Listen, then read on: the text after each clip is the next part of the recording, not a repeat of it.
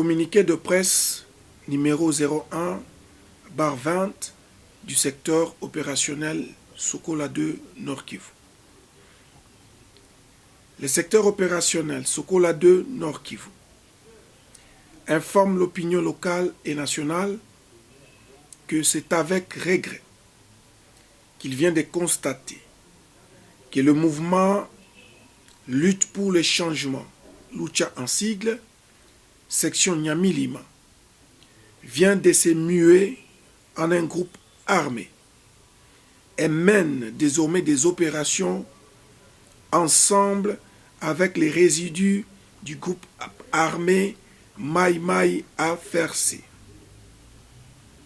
En effet, il a été constaté que depuis le 20 janvier 2020 jusqu'au 2 mai 2020, la Lucha section Nyamilima, en connivence avec les résidus de Mai Mai AFRC, ont organisé des actions contre les forces armées de la République démocratique du Congo déployées à Nyamilima. Au cours des dites actions, le régiment 34 et 12 des forces armées de la République démocratique du Congo a perdu 2 armes de type AK-47 et 2 de ses vaillants militaires, dont les soldats de 2e classe Elisha Bin Elisha, abattu le 4 avril 2020, et l'adjudant Mukoko Shomari, abattu le 2 mai 2020 à Nyabitale. Eu égard à ce qui précède, le secteur opérationnel Sokola 2 Nord Kivu rappelle à l'opinion locale et nationale qu'il a reçu pour mission de traquer tous les groupes armés sans distinction aucune. Cela étant, le secteur opérationnel Sokola 2 Nord Kivu prend à témoin la communauté locale et nationale. Il appelle les amis de la Lucha section Nyamilima à revenir au bon sens. Et dans les cas contraires, il promet de tirer toutes les conséquences possibles par rapport à ces comportements.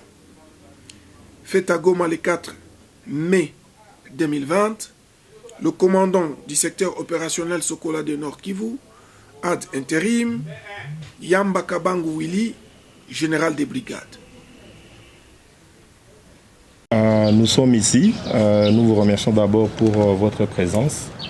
Et nous sommes la Lucha et nous sommes ici pour faire notre mise au point par rapport au communiqué qui a été partagé hier par les FARDC ou l'opération Sokola 2.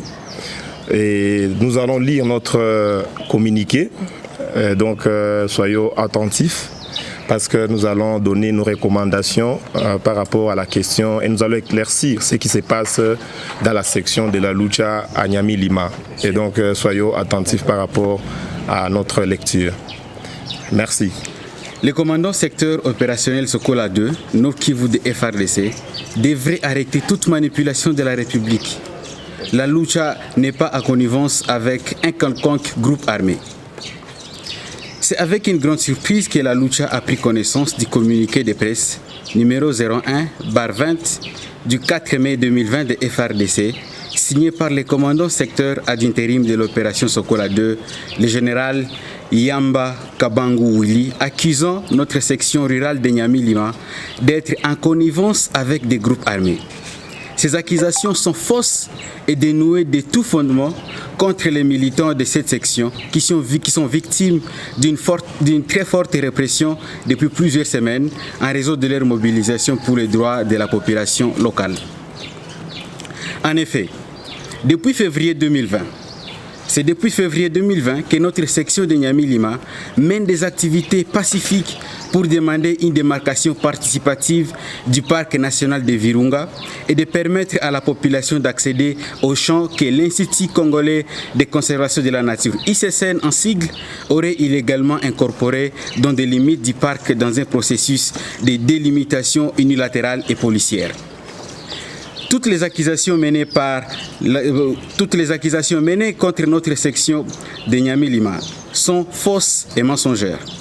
toutes les actions menées par notre section de Niamey-Lima et auxquelles la population a largement participé ont toujours été non violentes, quoique réprimées fortement par la force de sécurité et parfois par les éco-gardes de l'ICSN. Nous avons su insuffler une dynamique de non-violence dans cette région du pays, qui a vécu depuis plusieurs décennies dans des conflits armés, où sont encore actifs de nombreux groupes armés et où, souvent face à ces nombreux abus, les jeunes étaient fortement tentés de rejoindre ces groupes négatifs. Plutôt que d'être combattus et vilipendés, la présence du mouvement citoyen Lucha dans cette partie du pays devrait être encouragée par les autorités locales et provinciales dans les efforts de pacification à travers cet engagement citoyen non violent. C'est dans ce sens que la Lucha estime que la déclaration de l'armée est dangereuse et irresponsable en plus d'être mensongère. Pour rappel, la section de Niamey-Lima avait organisé quelques actions pacifiques pour protester. Il s'agit d'une action qui a eu lieu le 4 février 2020, qui était un sit-in pacifique. Une autre action pacifique, c'était le 15 février 2020, c'était également un sit-in pacifique et non violent. Et le 4 mars 2020, c'était une marche pacifique et non violente. La répression dont nous sommes victimes et maintenant la campagne de désinformation qui suit semble s'inscrire dans une démarche coordonnée de certaines autorités locales, particulièrement les fonctionnaires délégués, les commandants locaux de FRDC et certains groupes au sein de l'Institut congolais de conservation de la nature, ICSN en sigle. Ces œuvres ne visent qu'à décourager toute expression, pourtant légitime, de frustration de la population au sein de la démarcation du parc national de Virunga. En effet, depuis un mois à Niamey-Lima, les militants de la Lucha sont victimes d'un harcèlement de la part du commandant des FRDC, Forces armées de la République démocratique du Congo, un certain colonel Zahir, un ancien rebelle accusé de violation des droits de l'homme et qui a intégré l'armée après brassage des groupes armés avec les forces armées de la République démocratique du Congo. Ce dernier est auteur de ces accusations et a ainsi délibérément induit en erreur sa hiérarchie à la suite de ces harcèlements. Notre collègue Delkas Mouindo s'était réfugié à la base de la MONUSCO. Il a été rendu à l'auditorat militaire et détenu depuis le 16 avril 2020 à la prison centrale de Munzeze à Goma. À ce jour, notre camarade Samson Kasereka, l'un de nos militants, et 14 membres de la population ont été arrêtés à leur domicile par les FRDC et détenus sans accès à leur avocat ni à leur famille. Par ailleurs, le conflit entre la population riveraine et le parc national de Virunga est aussi vieux que ces derniers. La superficie du parc s'est élargie au fil du temps et cela est source d'une controverse. L'arrêté royal du 15 mai 1950, qui modifie l'ordonnance du 16 janvier 1944, constitue les textes de base sur lesquels l'ICSN fonde toutes ses prétentions territoriales. Cependant, le texte est aussi imprécis car ne donnant pas de limites identifiables sur terrain. Depuis l'année passée, l'ICSN procède à la construction d'une clôture sur des limites qui reprend à son sein les champs de la population. Cette dernière, c'est-à-dire la population, remettant en cause les limites de l'ICSN, revendique l'accès aux champs pour la récolte en ces temps critiques du Covid-19. Cette démarcation unilatérale avait été suspendue par la décision du ministre provincial de l'environnement en attendant la participation de la population. Mais l'ICSN a refusé d'obtempérer en poursuivant la construction. Suite à l'indignation suscitée par la destruction des champs par les éco-gardes de l'Institut congolais de conservation de la nature, cette dernière a fini par autoriser la récolte avec sous strictes conditions qui rendent impossible l'exécution de la mesure. Il a notamment exigé que la population accède aux champs par une seule entrée. Il s'agit de milliers de personnes qui doivent se procurer chaque jour des jetons pour effectuer leurs activités champêtres entre 7h juste et 16h juste, dans les champs qui les appartiennent. Il est toutefois à noter que Dans la même agglomération, certains cas d'attaque contre les clôtures installées par l'ICSN ont été signalés. La lucha n'est pas liée, ni de près, ni de loin, à ces dernières attaques. Eu égard à ce qui précède, la lucha réfute toutes les accusations portées à son égard par les commandants de FARDC ad interim Sokola II, le général Yamba Kabangu Willy, et exige la suspension du colonel Zahir, accusé de violation des droits de l'homme et qui a délibérément induit sa hiérarchie en erreur en fabriquant ces accusations mensongères. 2. La lucha rappelle son attachement à la non-violence et au respect des lois de la République démocratique du Congo et exige la libération de tous ces militants qui sont détenus à Goma et à Nyamilima pour avoir défendu pacifiquement les droits de la population à la terre. 3. La démarcation participative du parc national de Virunga, sanctionnée par les décrets du ministre de l'Environnement, délibéré en Conseil des ministres tel que revu aux articles 33 et 34 de la loi 14/003 du 11 février 2014 portant conservation de la nature, qui prévoit à ses articles 33 et 34. 4. La lucha est convaincue que la gestion efficiente et rationnelle de la terre est un faisceau irréductible de la paix et source de développement durable. Ainsi, l'harmonisation du droit positif congolais et la mise en place des politiques publiques relatives au système foncier sur les plans économique et social doivent être une priorité du gouvernement afin de limiter ce genre de conflits récurrents dans plusieurs milieux. À Vichumbi, à Kanyabayonga, Angitse, Kiavirimu, Kiavinyonge, Nyakakoma et ainsi de suite. 5. La lucha exige l'application de la procédure d'enquête préalable à la concession afin de respecter les droits fonciers des populations locales de Nyamilima, comme partout ailleurs où les mêmes problèmes se posent. Ainsi, l'État devrait avoir en esprit que sa mission n'est pas a priori la prédation, mais celle d'apporter des solutions efficientes et durables aux diverses réclamations de la population. Les droits fonciers perdus par la population locale de Nyamilima doivent être compensés. 6. La lucha soutient les dialogues sincères entre les populations locales, l'Institut congolais de conservation de la nature et le gouvernement congolais afin de trouver les solutions idoines de sécurité de la tenue foncière inclusive dans les entités lisières des parcs, en intégrant ainsi les dynamiques coutumières dans la gestion de la terre et faire participer activement la population locale dans la gestion des parcs. La lucha réitère son attachement à la protection de la nature et considère que l'homme fait partie de cette nature et doit être protégé par-dessus tout. Pour rappel, la lucha célèbre cette année 2020 sa 8e année d'engagement citoyen non violent et non partisan pour les droits humains, la démocratie et l'avènement d'un état de droit en République démocratique du Congo. Pendant ces années, la lucha a subi une forte répression de la part du gouvernement congolais et ses services de sécurité. Cela ne nous a pas empêchés d'élever la non-violence comme principe sacré de notre lutte et de l'inscrire dans l'acte d'engagement que chaque militant doit signer. Cet acharnement, y compris de la part de l'armée, ne nous a pas empêchés de nous mobiliser pour venir en aide à notre armée lorsque cela était nécessaire. Les intimidations actuelles ne vont rien changer dans notre engagement citoyen. Fête à Goma, le 5 mai 2020, pour la lucha, la cellule de communication. Merci.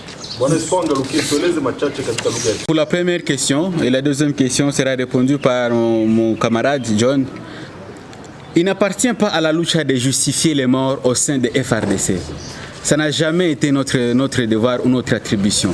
Et le rôle de FARDC n'est pas d'accuser gratuitement les citoyens pacifique et non violent pour justifier les morts au sein de notre armée. Mais nous sommes en train de toujours rappeler que nous soutenons nos FARDC. Nous n'avons qu'une seule armée que nous devons coûte que coûte soutenir. Mais ce n'est pas notre devoir de dire il y a tel militaire qui est décédé et nous allons donner des raisons du décès de ces militaires. Ça n'a jamais été notre droit ou notre attribution et ça ne sera jamais notre attribution de justifier les décès au sein de notre armée. Et nous encourageons notre armée de toujours jouer son rôle qui est de sécuriser la population, de protéger nos frontières, de protéger nos frontières et de défendre notre pays contre tous ceux-là qui peuvent avoir l'intention de porter atteinte à l'intégrité territoriale. Et au lieu de se laisser mentir ou tromper ou manipuler par certaines personnes dont les raisons ne sont pas connues. C'est juste un démenti sanglant qu'ils veulent montrer à l'opinion publique nationale, et locale et internationale. Les FARDC ont ciblé la lucha. Et comme nous avons dit, la lucha aujourd'hui, nous sommes parmi ces organisations qui sont au premier plan pour revendiquer les droits de la population à Nyamilima. Et donc, c'est normal que les actions que nous menons puissent toucher les intérêts des gens. Et c'est comme ça que c'est possible et c'est facile que ces gens qui sont touchés, que leurs intérêts sont touchés, peuvent toujours utiliser tous les moyens pour nous décourager. Et ça ne date pas d'aujourd'hui. Nous avons vu toujours des gens qui ont, même les gouverneurs, l'ancien gouverneur, qui avaient taxé la lucha d'être en connivence avec les M23. Et donc c'était en 2013 pour dire qu'il y a toujours ces autorités qui cherchent toujours à diaboliser la lutte que nous menons. Mais tout ce que nous devons savoir est que la lucha est non violente et nous resterons non violentes pour que nous puissions changer notre pays. Et les FARDC, c'est à eux de justifier pourquoi est-ce qu'ils ont ciblé la lucha et de brandir des preuves. Parce que nos manifestations que nous avons menées étaient d'abord, nous avons informé les autorités locales, il y a des lettres d'information pour toutes les activités. Et les FARDC ont même arrêté les gens pendant ces activités. Pour dire, si nous avons tué les FARDC, comment est-ce qu'ils ont encore libéré nos militants? Nous-mêmes, nous avons suivi dans le mois de février le porte-parole des FARDC qui est en train de dire qu'ils n'ont pas dispersé les manifestations de la lucha. S'il y avait la lucha qui avait participé dans des tueries des FARDC, c'était le moment que les FARDC ou les porte-parole lui-même qui est en train de lire les communiqués d'hier, il devrait communiquer pour dire c'est la lucha qui a tué un militaire. Pour dire ce sont des fausses accusations et nous sommes en train de balayer toutes ces accusations.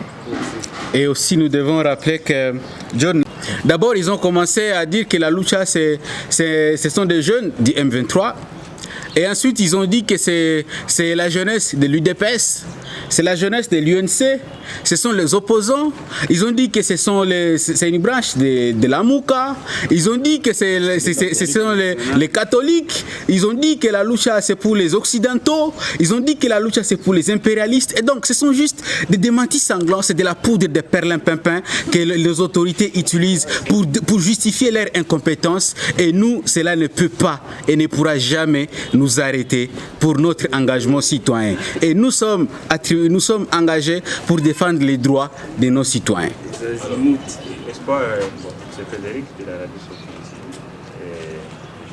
radio. Nous avions appelé les généraux de la 34e région militaire, le général Edmond Ilunga Peto.